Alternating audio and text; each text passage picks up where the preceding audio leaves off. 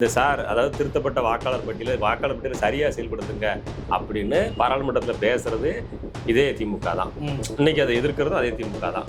ஏன்னா வெளியே இருக்கிற போது ஒன்று உள்ள இருக்கும் போது இப்போ நீட்டு முறையா கொண்டு வந்தாங்கன்னு எதிர்ப்பு தெரியும். முறையா கொண்டு வந்தாலும் முறவாசல் வழி கொண்டு வந்தாலும் பின்வாசல் வழி கொண்டு வந்தாலும் கேட்டது இவங்க தானே. இப்ப கர்நாடகாவில் நீங்க கர்நாடகா ஆள சொல்ல வேண்டிய அவசியம் இங்கே கிடையாது. கர்நாடகாலையோ இல்ல கேரளாவிலையோ இல்ல ஆந்திராவிலையோ அந்த மாநிலத்து மக்கள் தான் ஆட்சி பொறுத்த வேண்டிய அவசியம் கிடையாது. ஆனா இந்த தமிழ்நாட்டில் இது சொன்னாலே நம்ம பாதிச்சோம் வினோத பேசுறாங்கன்னு சொல்றாங்கல்ல. அப்ப இங்க தேவைக்கு பேர் இந்த வார்த்தை அப்படி சொல்றவங்க தான் இப்ப ஆட்சியில் இருக்காங்கிறத நீங்க சொல்ல. அதனாலதான் சொல்றேன் ஹிந்தி எதிர்ப்பு பற்றி பேசுனீங்க. ஹிந்தி உண்மையிலேயே திமுக எதிர்க்கிறதா இருந்தா அவங்க நடத்தக்கூடிய பள்ளிக்கூடத்திலேயே ஹிந்தி நடத்துறோம். திமுக ஹிந்தி எதுக்கு யார் சொன்னா? நாம அதை சொல்லவே இல்லையே. திமுக ஹிந்தி யாருக்கு? நான் எங்க திமுக பேசுனேன். நீங்க கிட்டத்தட்ட இப்ப தமிழ்நாட்டுல எடுத்திருக்காங்க அன்னைக்கு அதை எதிர்ப்பை வச்சு ஆட்சி பிடிச்சது இவங்க தானே. எதிர்ப்பை வச்சு காங்கிரஸ் தனியாக ஆட்சி பிடிக்கல, எதிர்ப்பை வச்சு வேற ஒரு கட்சி ஆட்சி பிடிக்கல. இந்திய தேர்தல் ஆணையத்து மேல தப்பு இருக்கா அப்படின்னு கேட்டீங்கன்னா தப்பு இருக்கு. இந்திய தேர்தல் ஆணையம் ரொம்ப சரியான கரெக்டா தேர்தல் நடத்தினோம் அப்படிலாம் சொல்லல. இந்தியாவா நாடு உருவாகி இந்த நிமிடம் வரைக்கும் 100% வாக்குப்பதிவுன்னு எந்த ஒரு சட்டமன்ற தேர்தலில் எந்த குறிப்பிட்ட ஒரே ஒரு சட்டமன்ற தொகுதியில நிரூபிச்சு காட்டுறப்பா அப்படின்னு நிரூபிச்சு காட்டல. அந்த தேர்தல் ஆணையத்துடைய தோல்வியை தேர்தல் ஆணையம் சரி பண்றதுக்கு நம்ம என்ன வழிங்கிறத பேசுறதை தவிர இந்த திருத்தப்பட்ட வாக்காளர் பட்டியலே எனக்கு வேண்டாம் அப்படின்றது எனக்கு ஒப்புதலா எனக்கு தெரியுது. எதனால தமிழ்நாட்டை தமிழர் தான் ஆள வேண்டும்னு எந்த மேடையிலேயாவது அழுத்தம் திருத்தமா எந்த கட்சி தலைவரால பேசலாம்? ஒரே ஒரு கட்சி தான் பேசுது. ஒரு கட்சி தானே பேசுது, மற்ற கட்சிகள். அதனாலதான் இங்க சிக்கலே இருக்குன்னு சொல்றோம். இப்போ நீங்க எல்லாருமே இலவச கல்வி பெற்றிருக்கிறோம். இலவச அரிசிக்கு வரிசையில் நிற்கிற எல்லாருமே கல்வி பெற்றுட்டான். போன தீபாவளிக்கு 650 கோடி எது குடிச்ச? 650 கோடி குடிக்கலாங்க. அப்படியே படிச்சவன் குடிப்பானா? படிச்சவன் இலவச அரிசிக்கு பிச்சை எடுக்க நிப்பானா? ஏங்க நல்ல கவனிங்க. படிச்சவன் இலவச அரிசிக்கு பிச்சை எடுக்க நிப்பானா? நான் பொருளாதாரத்தை முன்னேற்றம் படிச்சேன், இலவச பேருந்துல பயணம் பண்ணுவேன். நீ இல்ல அவ்வளவு கொடுத்தாலும் வேலை வாய்ப்பு நமக்கு குறைபாடு இருக்கு. நமக்கு நீங்க சொல்ற இப்ப இருக்கிற ஆளுநர் அரசுதா பாராளுமன்றத்துல போய் ஐயா எங்களுக்கு திருத்தப்பட்ட வாக்காளர் பட்டியலை கொடுங்க, பாதி பேர் போலி வாக்காளர்களா இருக்கிற மாதிரி தெரியுது, சில தொகுதிகளை 2-3 என்ட்ரி இந்த மாதிரி தெரியுது, அந்த மாதிரிலாம் சிக்கல் இருக்குது, எங்களுக்கு மாற்றலாம். அப்ப அந்த உண்மையை சரிப்படுத்தணும்னு சொல்லி கேட்குறீங்க. சரிப்படுத்த வேண்டாங்கிறீங்க தேர்தல் ஆணையம். அதாவது நீங்க கேட்ட மாதிரி திருத்தப்பட்ட வாக்காளர் பட்டியல் கொண்டு வரதுனால நமக்கு என்ன லாபம்னு கேட்டீங்க. லாபம் அப்படின்னு பார்த்தீங்கன்னா ஒண்ணுமே இல்லை. அதான் உண்மை.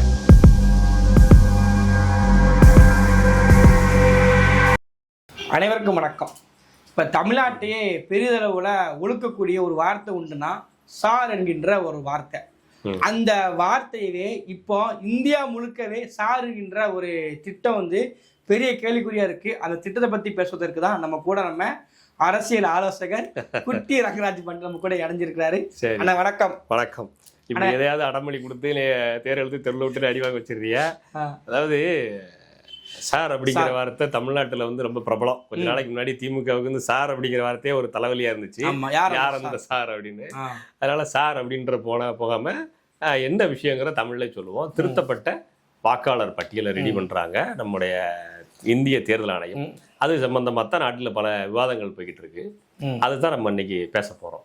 அல்ல அதான் அதனால இப்போ ஒரு வாக்காளர் பட்டியல திருத்தம் பண்றாங்கன்னு வச்சுக்கோங்களேன். அந்த வாக்காளர் பட்டியல் திருத்தம் பண்றதுனால என்ன சிக்கல் இருக்கு? எதற்காக சில அரசியல் கட்சிகள் நிறைய பேர் எதிர்ப்பு தெரிவிக்கிறாங்க? அந்த எதிர்ப்பு தெரிவிக்க வேண்டிய காரணம் எதற்காண்டி இருக்கு?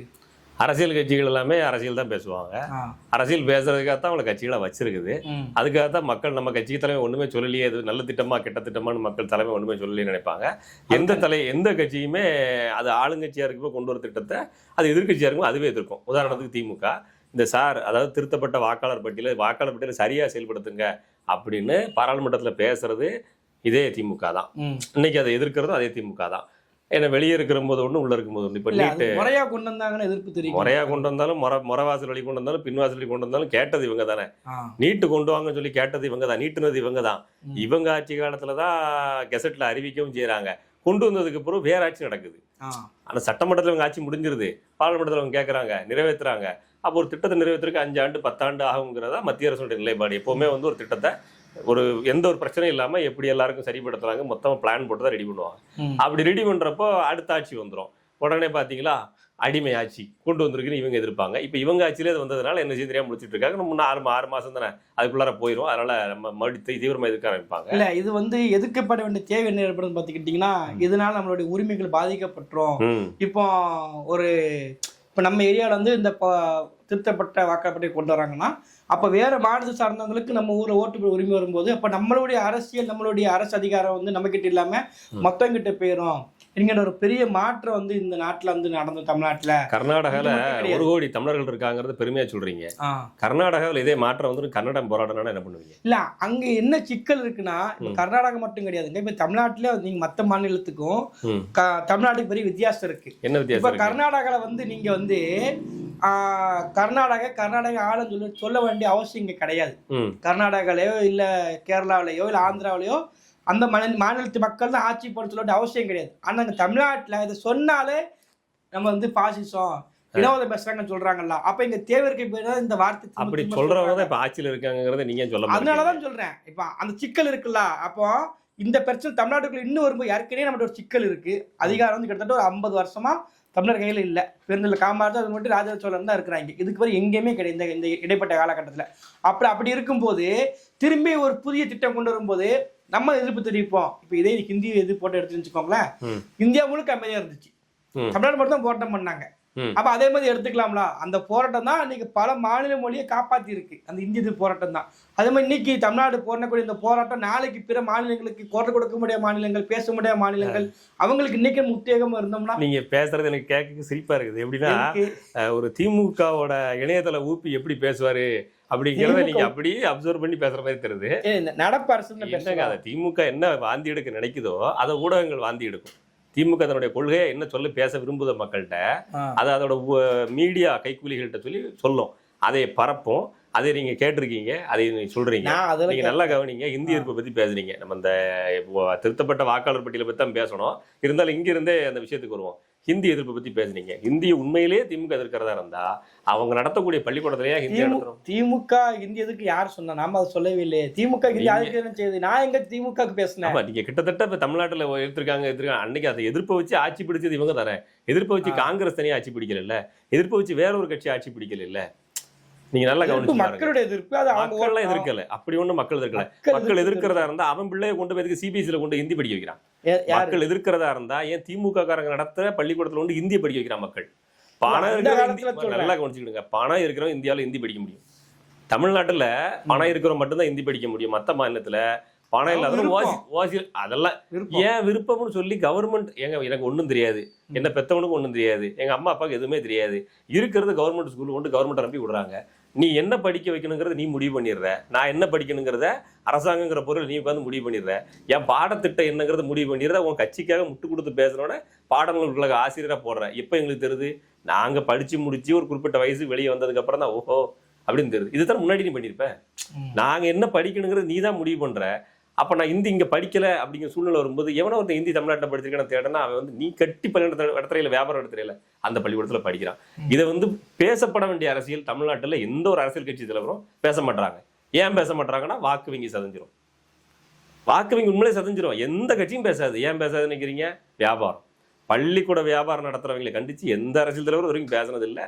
அது மறைமுகமா போய்கிட்டே இருக்குது. அது என்ன செய்ய? சரி, இப்ப நீங்க திமுக சொன்னதால சொல்ல வரேன். இல்ல, நீங்க இந்த சார் அப்படிங்கிற விஷயத்த பேசும்பொழுதே திமுகவுக்காக பேசுறது போலதான் பல பேர் பேசுறாங்க. இந்திய தேர்தல் ஆணையத்து மேல தப்பு இருக்கா அப்படின்னு கேட்டீங்கன்னா தப்பு இருக்கு. இந்திய தேர்தல் ஆணையம் ரொம்ப சரியான அமைப்பு, கரெக்டா தேர்தல் நடத்திடும் அப்படிலாம் சொல்லல. இந்தியாவா நாடு உருவாகி இந்த நிமிடம் வரைக்கும் 100% வாக்குப்பதிவுன்னு எந்த ஒரு சட்டமன்ற தேர்தலில் எந்த குறிப்பிட்ட ஒரே ஒரு சட்டமன்ற தொகுதியில நிரூபிச்சு காட்டுறேன்ப்பா அப்படின்னு நிரூபிச்சு காட்டல. தேர்தல் ஆணையத்தோட தோல்வி, நான் அதை ஒத்துக்கிறேன். அந்த தேர்தல் ஆணையத்துடைய தோல்வியை தேர்தல் ஆணையம் சரி பண்றதுக்கு நம்ம என்ன வழிங்கிறத பேசணுமே தவிர இந்த திருத்தப்பட்ட வாக்காளர் பட்டியலே எனக்கு வேண்டாம் அப்படின்றது எனக்கு ஒப்புதலா எனக்கு தெரியல. எதனால அப்படி நினைக்கிறேன்னா, இப்ப நீங்க என்ன சொல்ல விரும்புறீங்க? வேறு மாநிலத்தவன் இங்க வருவான், அவனுக்கு வாக்குரிமை கொடுத்துருவாங்க, வாக்குரிமை கொடுத்துருவாங்க. அதே போல நீங்க கர்நாடகால இருக்கிறீங்க, ஆந்திரால இருக்கிறீங்க, பீகார்ல அதான் சொல்றேன். அங்க வந்து சிக்கலே கிடையாது. இப்போ வந்து நீங்க தமிழ்நாட்டுல தான் தமிழரே ஆளுன்னு ஒரு சொல்லாட இருக்குன்னு வச்சுக்கோங்க. எத்தனை வருஷமா அது இன்னும் அதுவே நிறைவேற்றல. நம்ம அது எத்தனை வருஷம் ஏங்க தமிழ்நாட்டுல தமிழன் தான் ஆளணுங்கிற சொல்லாடலே மக்கள்கிட்ட போய் சேர்க்க முடியல உங்களால. இல்ல அது மக்களுக்கு 10 விவரம் வருஷமா தெரியல. தான் அதுதான் 10 வருஷமா ஆமா. தானே இந்த வார்த்தையை பேசுறீங்க. இப்பதான் தெரியுது. அதையும் உங்களால முழங்க முடியல, முணங்குறீங்க. இப்ப கூட நீங்க தமிழ்நாட்டை தமிழர் தான் ஆள வேண்டும்னு எந்த மேடையிலையாவது அழுத்தம் திருத்தமா எந்த கட்சி தலைவரால பேச அது முடியாது? பேசதான் செய்றேங்க. ஒரே ஒரு கட்சி தான் பேசுது. நாம் தமிழர் தான் பேச. ஒரு கட்சி தான் பேசுது, மத்த கட்சிகள்லாம். அதனாலதான் இங்க சிக்கலே இருக்குன்னு சொல்றோம். இப்போ நீங்க வந்து இந்த விஷயத்த வந்து இப்ப இந்தவே நமக்கு வந்து பெரிய சிக்கலா இருக்கு. ஒரு ஆளுமை பண்பையும் சிக்கலா இருக்கு. இப்ப திரும்பி அதை தேர்ந்தெடுக்கக்கூடிய இந்த சிக்கலா வரும்போது நமக்கு இன்னும் பெரிய சிக்கலா வரும்ல. அதனாலதான் எதிர்ப்பு தெரிவிக்கிறோம்னு சொல்றோம். அதாவது நீங்க சொல்ல வர விஷயம் புரியுது. தமிழ்நாட்டை தமிழரே ஆள வேண்டும்ங்கிற விஷயத்த தமிழ்நாடு மக்கள்கிட்டே புரிய வைக்கிறதுக்கு எங்களுக்கு இன்னும் வாய்ப்பு சரியா கிடைக்கல. எங்களை ஊடகம் கொண்டு போய் காட்டல. இந்த சூழ்நிலையிலே திருப்பி வந்து திருத்தப்பட்ட வாக்காளர் பட்டியல் அப்படின்னு சொல்லிட்டு வடக்கு இருந்து இங்க செட்டில் ஆனவங்களுக்குள்ள இங்கே ஓட்டு குடிமை கொடுக்க போறோம் அப்படின்னு சொல்றீங்க. அது எனக்கு ரொம்ப பாதிப்பு ஏற்படுத்துவேன். முதல்ல ஒரு விஷயத்தை புரிஞ்சுக்கிடுவோம். அரசாங்கம் எந்த திட்டத்தை எடுத்தாலும் உடனடியாக கொடுத்துட போறது இல்லை. உடனே ரேஷன் கார்டு கொடுத்துருமா ஒருத்தவங்களுக்கு? நல்லா யோசிச்சு பாருங்க. உடனே ரேஷன் கார்டு கொடுத்துருமா? உடனே வீட்டு வரி ரசீது எல்லாம் கொடுத்துருமா? எதையுமே பண்ண முடியாது. நீங்க ஒரு கம்பெனி நடத்துறீங்க, உங்க கம்பெனில ஒரு 10 பேர் வேலை பார்க்க வர்றாங்க அப்படின்னா அந்த 10 பேருக்கான வேலை வாய்ப்புக்கான விஷயத்த நீங்க கொடுக்குறீங்க. உள்ளூர்ல இருக்கிற ஒழுங்கா வேலை பார்க்க வந்தான்னா, வேலை வாய்ப்பு கிடைச்சது, ஒழுங்கா பண்றான்னா, அவன் வடக்க இருந்து வர்றான். இங்க இருக்க தமிழனுடைய தோல்விதான் வடக்கனுக்கு வேலை வாய்ப்பு கொடுக்குது. இங்க இருக்கிறவங்க முதல்ல சரியா இருந்தா இதுக்கு புதுசா ஒருத்த வரணும்.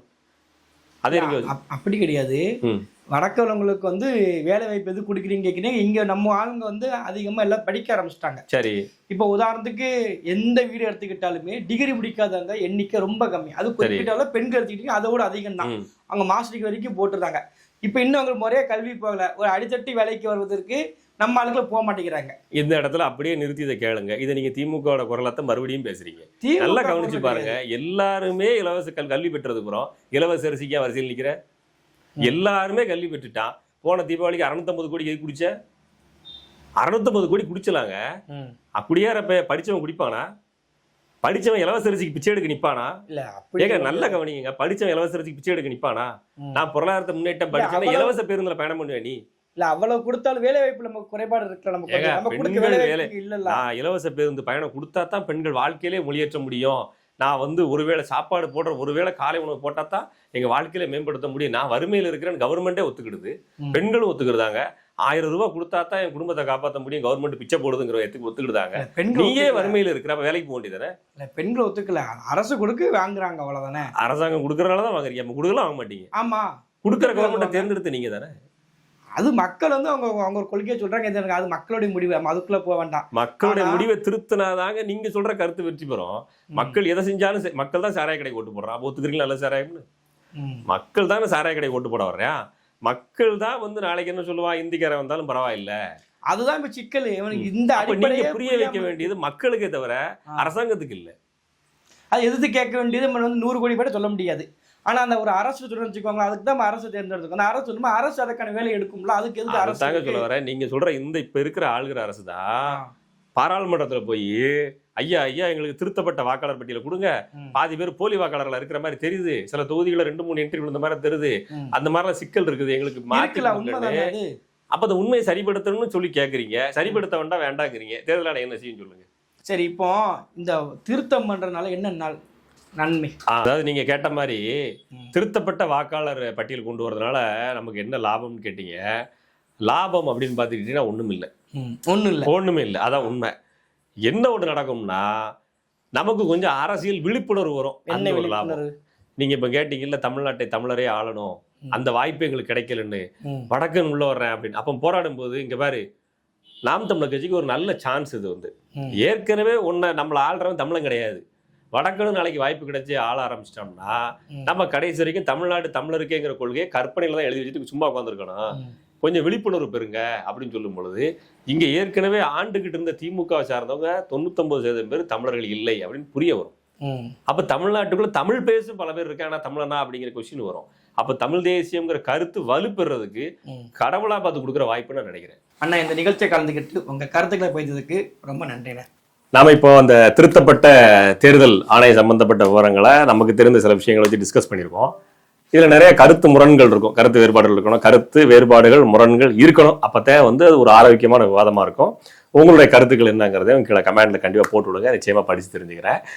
எந்த ஒரு அரசாங்க திட்டமும் வந்தாலும் அது வந்து மக்களுக்கு பாதிப்பை ஏற்படுத்துவது போல காட்ட வேண்டியது அரசியல் கட்சிகளோட நிலைமையா இருக்குது. ஏன்னா அதை வச்சுதான் அவங்க அரசியல் பேசி பிரபலமாக முடியும். ஆனா எல்லா திட்டங்களும் அரசுக்கு எதிராக மக்களுக்கு எதிராகவே செயல்படுமா அரசு அப்படின்னு கேட்டீங்கன்னா 99% அப்படி வாய்ப்பு இல்லைங்கிறதா என்னுடைய தனிப்பட்ட கருத்தா இருக்கு. சரி, என்மன கருத்துக்களை பேசிட்டேன். நிச்சயமா கருத்துக்களை நீங்க பதிவு பண்ணுங்க, உங்களுடைய கோபத்தையும் வெளிப்படுத்துங்க. நன்றி.